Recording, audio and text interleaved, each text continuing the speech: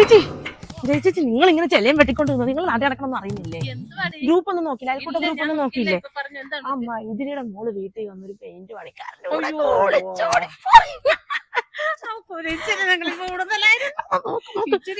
ഒരു മാക്കാച്ചി മൂന്തയുള്ള ഒരുത്തനങ്ങി.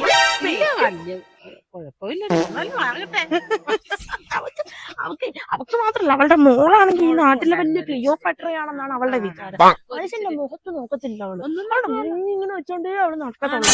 കഴിഞ്ഞ ദിവസം ഞാൻ വഴിയെ പോയപ്പോഴത്തേക്ക് ഞാൻ കണ്ടു ഒരു മോളെന്ന് പറഞ്ഞ ഞാൻ വിളിച്ചിട്ടേ എന്താ എന്നും ചോദിച്ചു ആരോടും മിണ്ടത്തില്ല. അവളാണ് ഈ നാട്ടിലെ നല്ലവണ്ണം. ഇങ്ങോട്ടാണോ? ഇങ്ങോട്ടാണല്ലോ. ചേച്ചേ, മകൻ സൂര്യനാണല്ലോ. സൂര്യനാ? ഒരു പെങ്കൊച്ചും കൂടെ ഉണ്ട്. ഇവിടെ ഞാനൊന്ന് നോക്കട്ടെ. എടി സ്റ്റാറി നിർമ്മല വാസന്തി ചേച്ചിയുടെ മോനൊരു പെങ്കൊച്ചിനെയും കൂട്ടിക്കൊണ്ട് വന്നിട്ടുണ്ട്. ഞാനിവിടെ ലൊക്കേഷനിലുണ്ട്. കാര്യങ്ങളെല്ലാം അപ്പം ഞാൻ അറിയിക്കും. നിങ്ങൾ എല്ലാ ഗ്രൂപ്പിലൂടെ പെട്ടെന്ന് ഇട്ടോണം കേട്ടാ. അയ്യോ എന്റെ ദൈവമേ, ഏതാണ് ഈ പെങ്കൊച്ച്?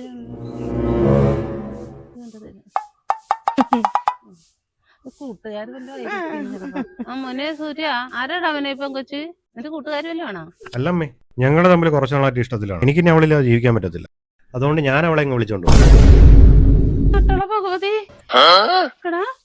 വേലയും കൂലിയും ഒന്നുമില്ലാതെ തെണ്ടിത്തിരിഞ്ഞ് നടക്കണം. നീയാണാടാ ഒരു പെണ്ണിനെ വിളിച്ചോണ്ട് വന്നിരിക്കുന്നത്? ചേച്ചി, പിള്ളേരകത്തോട്ട് വിളി. നിങ്ങൾ ഇങ്ങനെ കിടന്ന് ബഹളം വെക്കാതാ. ക്ഷമയോടെ കാര്യങ്ങൾ ഹാൻഡിൽ ചെയ്യണം. എന്റെ ചേച്ചി, നിങ്ങളിങ്ങനെ ബഹളം വെക്കാതിരിക്കും. നാട്ടുകാരൊക്കെ കേൾക്കും. ഇപ്പൊ ഞാൻ മാത്രമേ അറിഞ്ഞിട്ടുള്ളൂ. നിങ്ങൾ നാട്ടുകാരെ അറിയിച്ചിരുന്നില്ല. അവൻ എന്ത് നല്ലൊരു കുഞ്ഞാവനെ നോക്കിയാ മുഖത്തോട്ട് നോക്കി.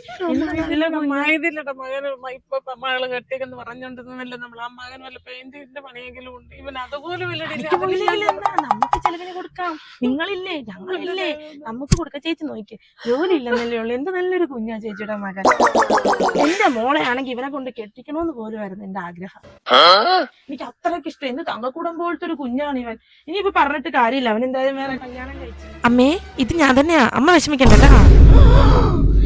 എന്റെ ഭഗവതി, നമ്മളുടെ പിള്ളേരല്ലേ സുമേ? അതിന് എന്താ നമ്മളുടെ പിള്ളേരുത് നല്ല ചേർത്ത്. എനിക്ക് ഇപ്പോഴാ ഒരു സമാധാനമായത്. നല്ല ചേർത്ത് എന്റെ മക്കളുടെ ഇപ്പൊ നോക്കിക്കേ. നീ അകത്തോട്ട് വാസുമേ, നമുക്ക് സ്ത്രീധനക്കാര്യത്തെ കുറിച്ചും വരും കാര്യങ്ങളെ കുറിച്ചും കല്യാണത്തെ കുറിച്ചും ഒക്കെ സംസാരിക്കാം. വാ, മക്കളും ഇങ്ങോട്ട് കയറി പറഞ്ഞേ. നമ്മളുടെ കുഞ്ഞുങ്ങളല്ലേ. എന്താണ് നിർമ്മലേ വാസന്തി, ആ പിള്ളേരെന്തോ പ്രാങ്ക് ചെയ്തതാ കേട്ടോ. സൂര്യൻ അങ്ങനെ ഒന്നും ചെയ്തിട്ടില്ല കേട്ടോ.